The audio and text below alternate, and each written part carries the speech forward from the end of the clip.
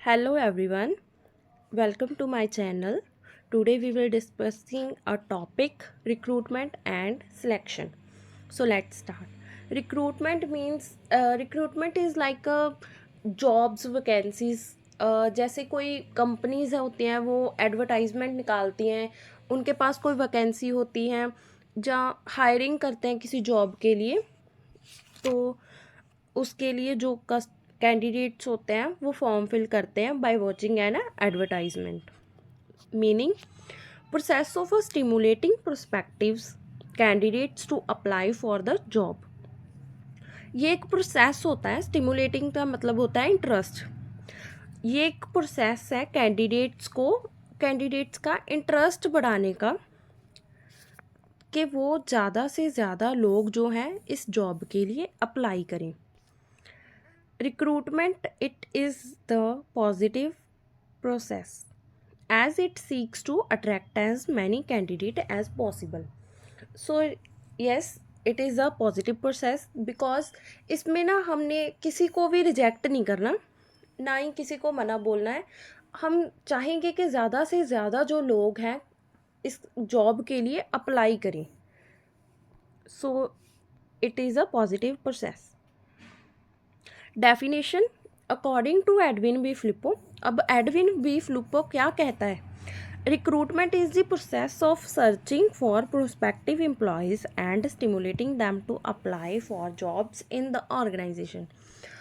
Recruitment, Edwin Flippo क्या कहता है? रिक्रूटमेंट एक प्रोसेस है, एम्प्लॉयज़ को सर्च करना है, कौन से एम्प्लॉयज़ हैं जो इसके लिए सूटेबल है, एंड स्टिमुलेटिंग दैम, और उनका इंटरेस्ट बढ़ाना है कि वो हमारी जॉब में अप्लाई करें।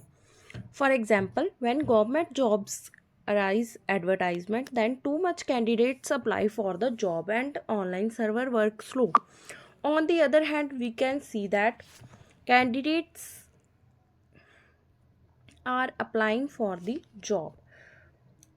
सो example shows that government jobs जो होती हैं, जब वो एडवर्टाइजमेंट निकालती हैं, उनके पास कोई जॉब अवेलेबल होता है, तो बहुत सारे कैंडिडेट्स जो है एक ही साथ में कितने सारे कैंडिडेट उस जॉब के लिए अप्लाई करते हैं, जिसकी वजह से ऑनलाइन जो सर्वर होता है वो भी वर्क स्लो करता है। ऑन द अदर हैंड जब हम देखते हैं प्राइवेट सेक्टर्स वाले जॉब निकालते हैं, तो ओनली फ्यू कैंडिडेट्स अप्लाई करते हैं उस जॉब के लिए। सो रिक्रूटमेंट का मतलब क्या होता है? कैंडिडेट्स का इंटरेस्ट बढ़ाना है हमने, कि वो ज़्यादा से ज़्यादा लोग अप्लाई करें इस जॉब के लिए ऑर्गेनाइजेशन में। So features of the recruitment, first feature of recruitment, positive function. So yes, this is a positive function. जैसे हमने पहले भी पढ़ा कि ये रिक्रूटमेंट जो है वो एक पॉजिटिव फंक्शन है, क्योंकि इसमें ज़्यादा से ज़्यादा लोग जो हैं अप्लाई करेंगे जॉब के लिए। हम किसी को मना नहीं करना है, मतलब हम कंपनी खुद चाहती होती है वे हाँ ज़्यादा से ज़्यादा लोग इस जॉब के लिए अप्लाई करें। So that's why it is a positive function. Second point is a continuous function.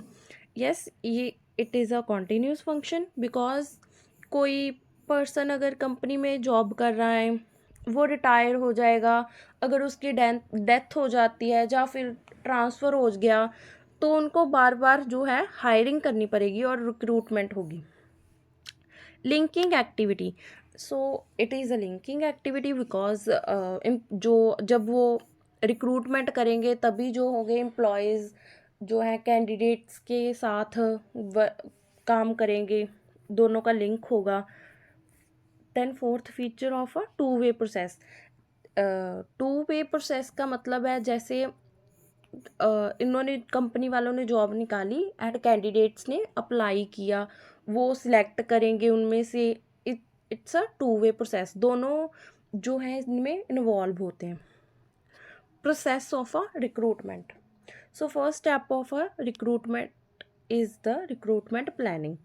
Recruitment planning में हमने देखना है कि नंबर ऑफ़ एप्लीकेशंस कितने लोग हैं जो इसमें अप्लाई कर रहे हैं, उनकी क्वालिफ़िकेशन क्या है, जॉब की लोकेशन क्या है, कौन सी पोस्ट के लिए अप्लाई कर रहे हैं, या कितनी पोस्ट निकाली है कंपनी ने, या उनके एक्सपीरियंस क्या है, ये सब हमने क्या करना है, एक ऐड में जो हमने एडवर्टाइजमेंट लॉन्च करनी है कंपनी की तरफ से, उसमें हम सबको ये ऐड करना है कौन सी जॉब लोकेशन है, क्या क्या क्वालिफिकेशंस होनी चाहिए, पोस्ट कौन सी है, जैसे मैनेजर की है, एचआर, कोई भी पोस्ट है उसको भी शो करना है, सब कुछ बताना है।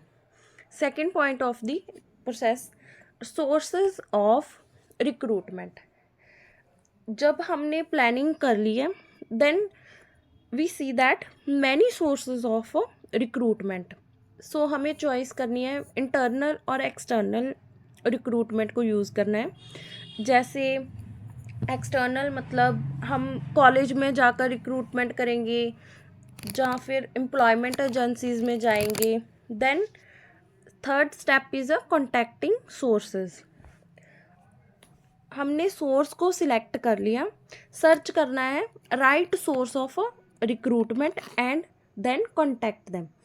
हमने उस सोर्स में सिलेक्ट कर लिया, राइट सोर्स को सर्च कर लिया, देन हमने उनसे कॉन्टैक्ट करना है।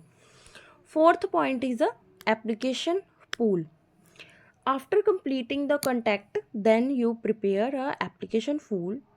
If you prepare 10 vacancies, then you have to prepare application pool of 100 peoples. Application pool is a basically, इसका क्या मतलब है, जैसे हमने कॉन्टैक्टिंग सोर्स कर लिया, अब हमें क्या करना है, एप्लीकेशन पूल बनाना है। जैसे अगर हमने 10 वैकेंसीज निकालनी है कंपनी में, तो इसका मतलब ये नहीं कि हम सिर्फ 10% को ही अप्लाई करने का मौका देंगे। अगर 10 वैकेंसीज है, कम से कम भी हमें 100 पीपल्स को एप्लीकेशन पूल बनाना होगा। उनमें से हम 10% को सिलेक्ट करेंगे जो बहुत ही अच्छे होंगे।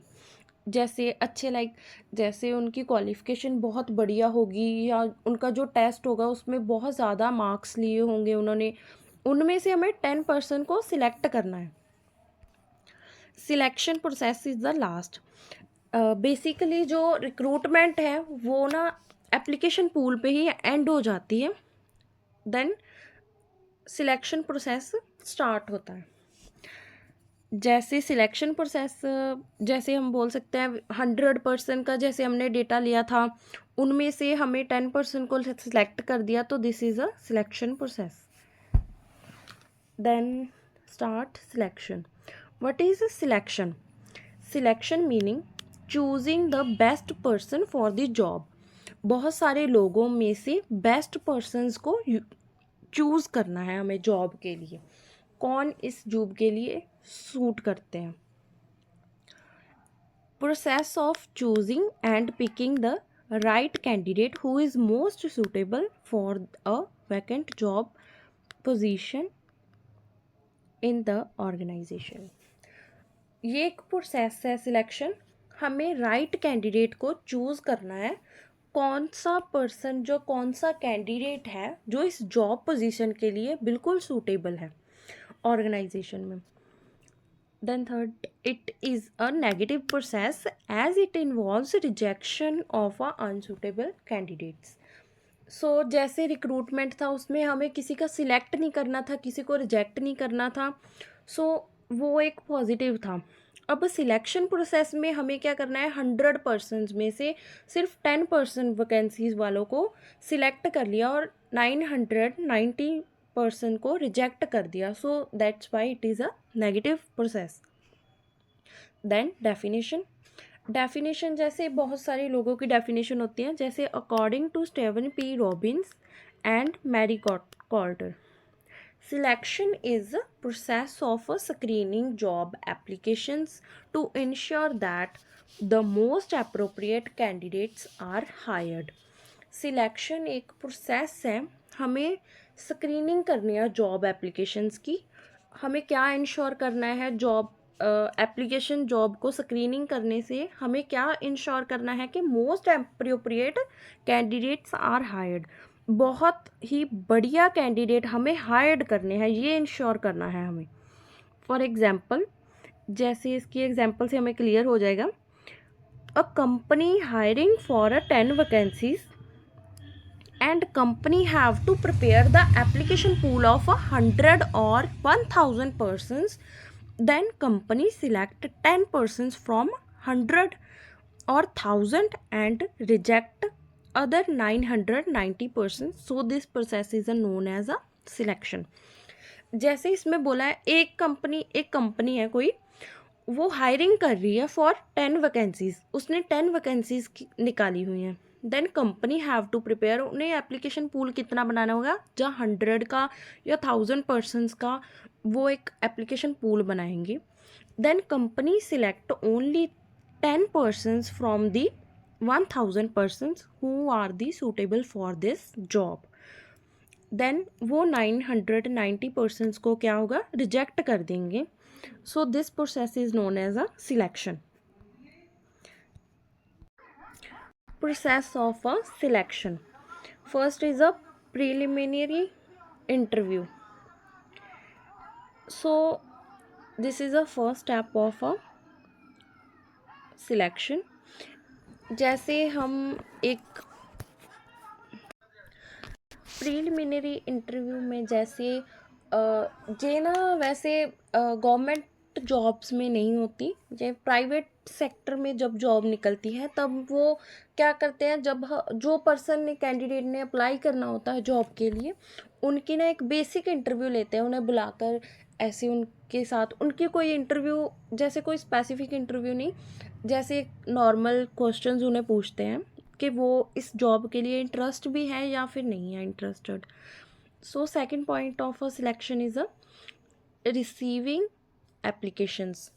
देन जो उन्हें एप्लीकेशंस फर्स्ट इंटरव्यू से इंफॉर्मेशन रिसीव होती है, देन वो उनको एक एप्लीकेशन फॉर्म देते हैं फिल करने के लिए, जिसमें उनका बेसिक डेटा होता है, जैसे नेम, प्लेस, वो कहाँ से हैं, उन्होंने क्या क्या क्वालिफ़िकेशन है उनकी, वो इस जॉब के लिए इंटरेस्टेड है या नहीं है, ये सब वो एक बेसिक बायोडेटा उनका ले लेते हैं. Then third point is a employment test. फिर उनका क्या होता है, एम्प्लॉयमेंट टेस्ट होता है, वो उस एप्लीकेशन से वो जैसे पता करते हैं, उसके बाद उनका क्या होता है, एक one point is left, screening of a application. Then वो एप्लीकेशन जो उन्होंने उसका डेटा कलेक्ट किया होता है, बायो डेटा होता है उनका, उनको स्क्रीनिंग करते हैं एप्लीकेशंस को, सारी एप्लीकेशंस को एक बार देखते हैं. Then next point is a employment test. फिर उनका क्या होता है, एम्प्लॉयमेंट टेस्ट, जैसे स्क्रीनिंग एप्लीकेशन के बाद एक उनका एडमिट कार्ड आता है जॉब्स के लिए, फिर उनका एक टेस्ट होता है, जैसे कोई भी टेस्ट हो सकता है, जैसे नॉर्मल क्वेश्चंस हो सकते हैं, उसमें कोई जनरल नॉलेज के क्वेश्चंस हो सकते हैं. अगर वो उसमें पास एम्प्लॉयज़ या कैंडिडेट्स हो जाते हैं, देन वो नेक्स्ट स्टेप के लिए चले जाते हैं इंटरव्यू के लिए. और अब अगर 1000 कैंडिडेट्स ने अप्लाई किया है, उनमें से ओनली जैसे वो ना एक सेट कर लेते हैं, जैसे 98 मार्क्स वाले कैंडिडेट्स ही वो सिलेक्ट करेंगे, जैसे 98 के नीचे वाले सब जो जो जिनके नंबर आए होंगे उनको वो ना रिजेक्ट कर देंगे, रिजेक्शन हो जाएगी यहाँ पे. So only few candidates are left, those shift into interview step. जो इंटरव्यू स्टेप में जाएंगे, बहुत कम कैंडिडेट्स ही बचेंगे. देन उनकी इंटरव्यू कराई जाएगी, जैसे 1000 या फिर 100 कैंडिडेट्स में से सिर्फ 60 बचे या 40 कैंडिडेट्स ही बचे, उनकी इंटरव्यू फिक्स की जाएगी और उनकी इंटरव्यू होगी. देन उनमें से भी इंटरव्यू में भी सी कोई रिजेक्शन होगी, कोई कैंडिडेट्स अच्छी इंटरव्यू नहीं देगा तो उसकी रिजेक्शन हो जाएगी. देन क्या होगा, रेफरेंस चेकिंग का मतलब है, जैसे वो ना जो कैंडिडेट ने अप्लाई किया होता है उसे ना क्रॉस चेक करते हैं, जैसे उन्होंने जहाँ पे पहले ऑर्गेनाइजेशन में काम किया है उनके बारे में डिटेल्स लेते हैं, वो कैसा काम करता था, जैसे उनके बारे में कोई इन्फॉर्मेशन निकालते हैं. फिर आता है मेडिकल एग्जामिनेशन. मेडिकल एग्जामिनेशन वैसे हर जॉब में नहीं होता, बट फिर भी अगर जैसे कोई आइज़ के रिलेटेड कोई वर्क हो रहा है या किसी काम के रिलेटेड, जैसे उनका मेडिकल चेकअप जो होता है कंपल्सरी होता है. देन आता है final selection. After completing this all steps.